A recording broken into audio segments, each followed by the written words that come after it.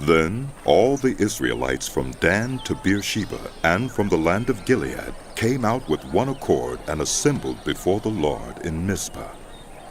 The leaders of all the people of the tribes of Israel took their places in the assembly of the people of God. 400,000 soldiers armed with swords. The Benjamites heard that the Israelites had gone up to Mizpah. Then the Israelites said, "Tell us how this awful thing happened." So the Levite, the husband of the murdered woman, said, I and my concubine came to Gibeah in Benjamin to spend the night. During the night, the men of Gibeah came after me and surrounded the house, intending to kill me. They raped my concubine, and she died. I took my concubine, cut her into pieces, and sent one piece to each region of Israel's inheritance, because they committed this lewd and outrageous act in Israel. Now, all you Israelites, speak up and give your verdict. All the people rose with one accord, saying, "None of us will go home. No, not one of us will return to his house. But now this is what we'll do to Gibeah. We'll go up against it as the lot directs. We'll take 10 men out of every 100 from all the tribes of Israel, and 100 from 1,000, and 1,000 from 10,000 to get provisions for the army. Then, when the army arrives at Gibeah in Benjamin, it can give them what they deserve for this outrageous act done in Israel." So all the Israelites got together and united against the city with one accord. The tribes of Israel sent messengers throughout the tribe of Benjamin, saying, "What about this awful crime that was committed among you? Now turn those wicked men of Gibeah over to us, so that we may put them to death and purge the evil from Israel." But the Benjamites would not listen to their fellow Israelites. From their towns they came together at Gibeah to fight against the Israelites. At once the Benjamites mobilized 26,000 swordsmen from their towns, in addition to 700 able young men from those living in Gibeah. Among all these soldiers there were 700 who were left-handed, each of whom could sling a stone at a hair and not miss. Israel, apart from Benjamin, mustered 400,000 swordsmen, all of them fighting men. The Israelites went up to Bethel and inquired of God.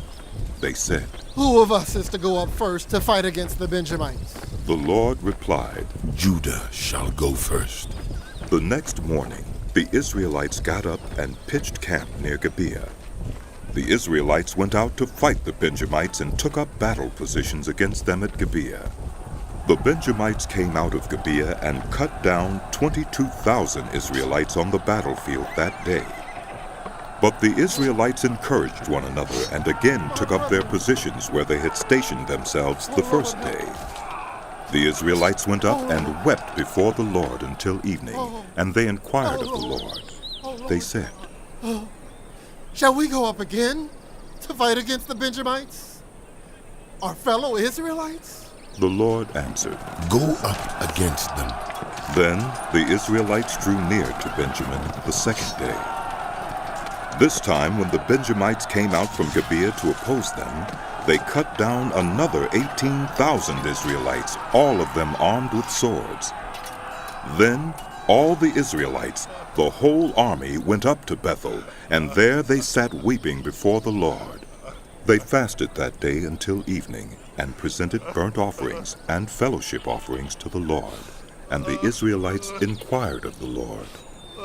In those days the ark of the covenant of God was there, with Phinehas, son of Eleazar, the son of Aaron, ministering before it. They asked, "Shall we go up again to fight against the Benjamites, our fellow Israelites, or not?" The Lord responded, "Go, for tomorrow I will give them into your hands." Then Israel set an ambush around Gibeah. They went up against the Benjamites on the third day and took up positions against Gibeah as they had done before.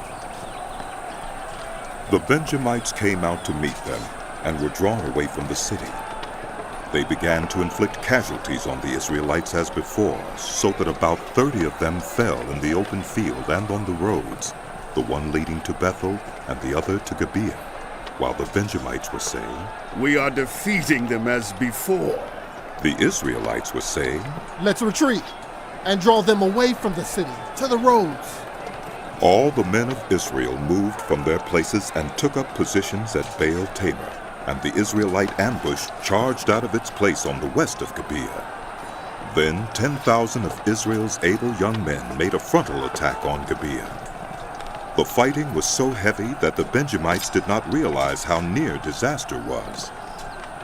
The Lord defeated Benjamin before Israel, and on that day the Israelites struck down 25,100 Benjamites, all armed with swords. Then the Benjamites saw that they were beaten. Now the men of Israel had given way before Benjamin because they relied on the ambush they had set near Gibeah. Those who had been in ambush made a sudden dash into Gibeah, spread out, and put the whole city to the sword. The Israelites had arranged with the ambush that they should send up a great cloud of smoke from the city, and then the Israelites would turn in the battle. The Benjamites had begun to inflict casualties on the Israelites, about 30, and they said, "We are defeating them as in the first battle." But when the column of smoke began to rise from the city, the Benjamites turned and saw the smoke of the whole city going up into the sky. Then the Israelites turned on them, and the Benjamites were terrified because they realized that disaster had come on them. So they fled before the Israelites in the direction of the wilderness, but they could not escape the battle. And the Israelites who came out of the towns cut them down there. They surrounded the Benjamites, chased them, and easily overran them in the vicinity of Gibeah on the east. 18,000 Benjamites fell, all of them valiant fighters. As they turned and fled toward the wilderness to the rock of Rimmon, the Israelites cut down 5,000 men along the roads. They kept pressing after the Benjamites as far as Gidom and struck down 2,000 more. On that day, 25,000 Benjamite swordsmen fell, all of them valiant fighters. But 600 men turned and fled into the wilderness to the rock of Rimmon, where they stayed 4 months. The men of Israel went back to Benjamin and put all the towns to the sword, including the animals and everything else they found. All the towns they came across, they set on fire.